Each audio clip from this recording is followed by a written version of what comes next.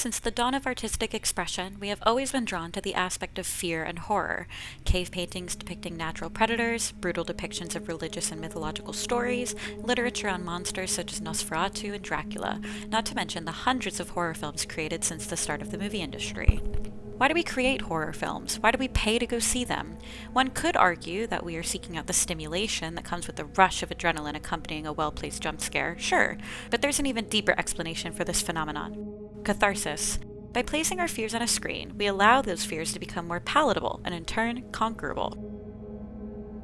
Historically, horror films have been used as a medium to express the views and fears of society. We take our concerns with the world around us and turn them into something different. Invading forces can become aliens, disease can become a horde of zombies, and new technology can become killer robots. We take these large, looming insecurities and concerns, these huge concepts and ideas that scare us, and turn them into something that can be simplified, and in the end, something that can almost always be vanquished. Let's dive into some examples of how horror films have reflected societal fears throughout history. It's alive! It's alive! It's alive! Early horror films focused on the fantastical, the obscure, and the foreign. These are a far cry from the heart-stopping, high-budget horror movies we've seen in more recent history, but these films are responsible for classic tales and creatures that we still love today, such as Dracula, Frankenstein's monster, and Dr. Jekyll or Mr. Hyde. These movies from the 1930s and 1940s provided a sense of escape from the all-too-real horrors of ongoing conflicts such as the Great Depression and the two world wars that were ravaging humanity at large. A common trope of horror during this time was that of the quote-unquote mad scientist. These scientists were men who defied God and nature in search of scientific discovery, themes reminiscent of the societal focus on eugenics at the time, as well as the controversial scientific experiments being conducted by the Nazis and the United States government that were also making waves. Public attention was being brought to the works of Holocaust doctors and the United States Tuskegee Institute studies, leaving people scared that their humanity would be forsaken in the name of scientific advancement. The Man They Could Not Hang, from 1939, is a great example of this trope. In this film, Boris Karloff plays Dr. Henrique Savard, a scientist who develops a procedure for bringing the dead back to life, an experiment only made possible by killing a young volunteer medical student. Dr. Savard is brought to trial and hanged for this killing, but revived by his own scientific creation of an artificial heart, now seeking revenge on those responsible for his conviction. He goes on a murderous rampage, hanging those who spoke against him, flying under the radar as he's believed to be dead. His scientific discovery, while powerful and seemingly great, comes at the cost of human life, and his desire to quote-unquote play God turns him into a villain, much like the experimental doctors of the time. Look! You fools! You're in danger! Can't you see? They're after you! They're after all of us! Our wives, our children, everyone! They're here already! You're next! The 1950s and 60s shifted our focus to realism within horror films. Following World War II and entering into the Cold War, American audiences were less interested in the fantastical styles of the previous creature features and were more intrigued by genres such as science fiction horror and psychological thrillers. With the Cold War came the rise of communism, and with that, a heightened sense of tension in the lives of everyday Americans. Senator Joseph McCarthy began his infamous campaign that spread fear of alleged communists and Soviet espionage, leaving just about everyone too scared to even trust their families. Invasion of the Body Snatchers from 1956 is a great example of this Red Scare at work. In this classic film, an extraterrestrial invasion begins in a small California town where alien creatures have assimilated the physical traits, personalities, and memories of the people living in the town in order to replace them. It's a bit of an on-the-nose commentary of McCarthyism and post-war communist paranoia, but ending on a hopeful note when the protagonist, Dr. Hill, calls in the FBI to save the town. But it acts as a great representation of the fear that ran through the country over communist spies and Soviet allies living within our communities going unnoticed. The aliens, much like Soviet spies, could be anyone, and you could very well be next. Rosemary's Baby from 1968 also deals with the conundrum of not knowing the people around you. The titular character, Rosemary, moves to a new home with her husband, Guy. She's assaulted and subsequently impregnated by her husband. During her pregnancy, Rosemary clearly is suffering physical ailments as a result of the fetus growing inside of her. We learn that everyone around Rosemary, including her husband Guy, has been involved in the occult and have brought forth the spawn of Satan through this pregnancy. This reflects a similar distrust of the people closest to you that we saw in Invasion of the Body Snatchers, but with a more personal angle, and with Rosemary not being able to stop these events before it was too late. These films represent the general unrest and paranoia that plagued the 50s and 60s. After the end of World War II and the beginning of the Cold War, new technologies and the looming possibility that friends or family could be conducting espionage for the Soviets, trust was at an all-time low for the average American citizen. While this sense of unease due to conflicts with the USSR would continue, horror would soon find a new muse. Excuse me, Oh, Laurie. Mr. Brackett, I'm sorry, Mr. Brackett. Oh, I didn't mean to startle you. That's all right. You know, it's Halloween. I guess everyone's entitled to one good scare, huh? The Vietnam War brought real-life horror to the living rooms of the American public, leading to the increased violence and realism in the horror films of the 1970s. Fear of violence and the collapse of the traditional family structure, as well as the rise of second-wave feminism at the time, had a large impact on horror films. This led to the birth of the slasher genre, as well as the increased focus on religious horror and a surge of female-led horror films. The Exorcist from 1973 has been lauded as a timeless classic horror film and is often regarded as one of the most terrifying films ever made. This film focuses on a young girl, Reagan, who has been possessed by a demon, and an exorcism must be performed in order to save her. Reagan comes from a quote-unquote broken family, a single mother and absentee father, and represents the negative effects that the public feared would appear in the developing youth of the time due to the violence and rebellion surrounding them at all angles. Father Karras' character also represented the crisis of faith prevalent in the 1970s, serving as a priest who had almost turned his back on religion. Naturally, the film was met with intense pushback, even being banned in certain places like the United Kingdom. This concern for a total moral bankruptcy manifested itself as a demon's own work in this film, and left generations of audience traumatized from fear. 1984's Nightmare on Elm Street marks a turning point as horror developed in the 1980s. Slashers as a subgenre had fully boomed by this point, welcoming in new iconic killers by the dozen.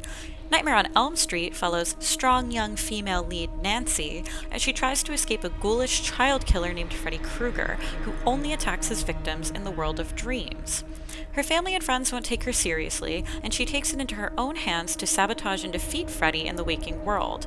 Along with this clear feminist angle, there's a reflection of a new era of American history here as well.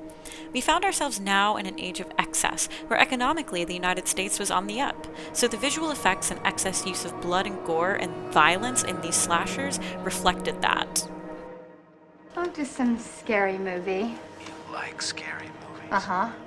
What's your favorite scary movie? I don't know. You have to have a favorite. What comes to mind? Heading now into the 1990s, the slasher genre and its rampant run of sequels had become tired, and the horror genre as a whole had slowed down by a very heavy margin. In order to find new life, the genre drew itself back and aligned with reality once more. True crime stories filled the airways of the 90s, with newscasts covering stories like the murder of JonBenet Ramsey and the O.J. Simpson trial. Violence was hogging television sets everywhere you looked in a way never seen before. Horror films reflected this by focusing on the reality of horror, with films like The Blair Witch Project from 1995 rising in popularity. The Blair Witch Project is a found-footage horror film, entirely filmed on handheld camcorders and made with a practically non-existent budget and unknown actors. This was a first of its kind, and the film's unique online marketing tactics actually had many people believing that the movie was based on true events, drawing them to the theater to see them unfold in seemingly real time. The film follows three novice documentarians as they get lost in the woods, seemingly haunted by the titular Blair Witch. The three turn on each other and are stalked by something otherworldly, causing various unexplained paranormal attacks. The excess of the 80s is gone here, leaving most of the horror to the imagination, off-screen, but the realism of the film has made it highly effective for the time. It looked like something you could have ripped off of a newsreel rather than a high-budget, blood-soaked slasher film. The new millennium arrived and brought with it a new sense of terror for American citizens. After the World Trade Center terrorist attack on 9/11/2001, horror shifted once again to a new subgenre in the early aughts. The splatter subgenre, often referred to as torture porn, was born, producing films that largely focused on the gruesome torture and drawn-out killings of their main characters. This subgenre was likely created out of fear of increased violence to American citizens following the largest foreign attack on United States soil in decades. Eli Roth's Hostel in 2005 combined this fear of violence with a heavy dose of xenophobia, as it follows the story of American students traveling abroad. They drink and party and engage in all kinds of reckless behavior, eventually ending up in an unfamiliar European town. The group decides to stay at a hostel where, one by one, they end up drugged and kidnapped by the locals they've befriended. They now find themselves victims to an underground trafficking ring, where wealthy elites pay exorbitant amounts of money to torture and kill tourists for their own enjoyment. Graphic blood and gore makes this genre not for the faint of heart, but also made it wildly successful. This heralded in an entire generation of splatter film series such as the Saw series and Final Destination series. The moral implications made by these films, that this violence and pain could be avoided if you simply took the right precautions, made these graphic experiences highly cathartic for the wounded American public. Sink into the floor. Wait. Sink.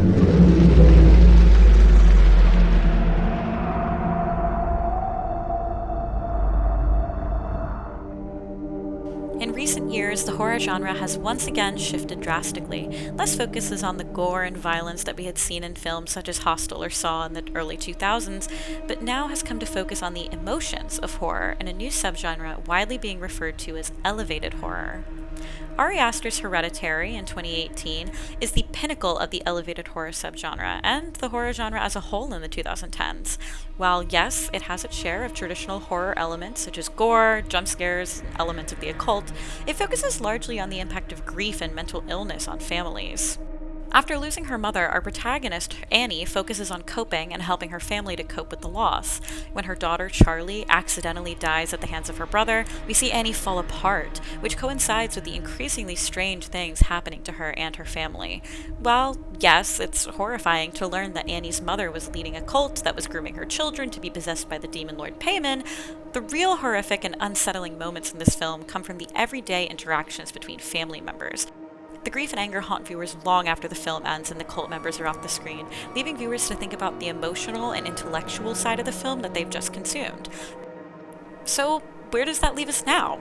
The 2020s have been marked from the beginning by large, unprecedented cultural events. How will horror films of the late 2020s and 2030s reflect events such as the COVID-19 pandemic or the rise of AI technology? Here are my predictions.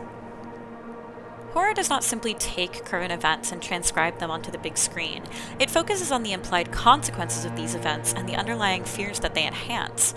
While it could be easy to predict a new wave of zombie films due to the events of a new disease shutting down global infrastructure, I feel as though the real theme of COVID-19 influenced horror will be that of isolation. Protagonists will find themselves stranded alone with nobody to help them or save them. Similar to Alien in 1979, characters could find themselves in the vacuum of space, unreachable when tragedy strikes. This would be a large reflection of the mass-imposed lockdowns during the height of the COVID pandemic. Jordan Peele's Nope in 2021 is a great example of a film that I think will bring in the new decade of horror, and will find itself with many films trying to follow in its footsteps, critiquing modern-day sensationalism and overuse of technology. Rapid change in technology, such as artificial intelligence, is now a global concern, adding to the rising fears of our personal information being bought and sold at large by corporations and government agencies. This, along with our cell phones and social media, have made in-person communication a dying art, as well as raised levels of paranoia throughout the world. Losing our individualism to technology in more ways than one leads me to believe that we could be entering a massive shift to science fiction horror similarly to that of the 1950s and 60s. I could even see another remake of Invasion of the Body Snatchers on the horizon, reflecting this fear of identity loss, as well as the fear of isolation that I mentioned earlier. With this reflection on current events, violence and the occult have seemed to fall on the back burner. Perhaps, at this point in time, what we as a society really fear most is the disconnected reality that we've created, and in turn, ourselves. And I, for one, can't wait to see how we reflect that in horror films in the coming decade.